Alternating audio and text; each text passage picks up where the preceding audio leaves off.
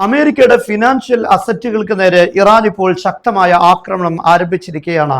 ബഹ്റൈനിൽ ഇപ്പോൾ ഏറ്റവും അവസാനമായി വരുന്ന വാർത്ത, ഇറാന്റെ ക്രൂസ് മിസൈലുകൾ ആമസോൺ സെൻട്രൽ ഡാറ്റാ സ്റ്റേഷനിലെ സ്റ്റോറേജ് തകർത്തിരിക്കുന്നു. ബഹ്റൈനിലുള്ള ആമസോണിന്റെ സെൻട്രൽ ഡാറ്റാ സ്റ്റേഷന് നേരെ ആക്രമണം ഉണ്ടായിരിക്കുന്നു എന്നാണ്. പേർഷ്യൻ ഗൾഫ് രാഷ്ട്രങ്ങളുടെ അതുപോലെ തന്നെ ടെലികോം നെറ്റ്വർക്കുകൾ, അതേപോലെ തന്നെ മേജർ ബാങ്കിങ് ആപ്ലിക്കേഷൻസുകൾ ഇതെല്ലാം സ്റ്റോർ ചെയ്യുന്ന ആമസോണിന്റെ പ്രധാനപ്പെട്ട ഡാറ്റ സ്റ്റോറേജിന്റെ സെന്ററിന് നേരെയാണ് ആക്രമണം നടത്തിയിരിക്കുന്നത്. ബഹ്റൈനിൽ നിരന്തരമായി നടക്കുന്ന ആക്രമണങ്ങൾ മിലിറ്ററി ഫെസിലിറ്റികൾക്ക് നേരെയും അതോടൊപ്പം ഇപ്പോൾ അമേരിക്കയുടെ സാമ്പത്തിക സോഴ്സുകൾക്ക് നേരെയും ഇറാൻ ആക്രമണം നടത്തുന്നു എന്നാണ് ഇതിലൂടെ മനസ്സിലാക്കാൻ സാധിക്കുന്നത്.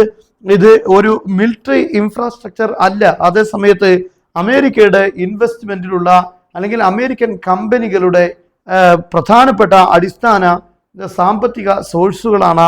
ഇതിനു നേരെയാണ് ഇപ്പോൾ ആക്രമണം നടത്തിയിരിക്കുന്നത്. തുടർന്നും ഇത്തരത്തിലുള്ള ആക്രമണങ്ങൾ ഇറാൻ പ്ലാൻ ചെയ്യുന്നു എന്നാണ് ഇതിലൂടെ മനസ്സിലാക്കുന്നത്. പ്രധാനമായും ബഹ്റൈൻ, കുവൈത്ത് എന്നീ രണ്ട് രാഷ്ട്രങ്ങളിലുള്ള ഇൻഫ്രാസ്ട്രക്ചറുകൾക്ക് നേരെയാണ് കൂടുതൽ ആക്രമണം നടത്തിക്കൊണ്ടിരിക്കുന്നത്.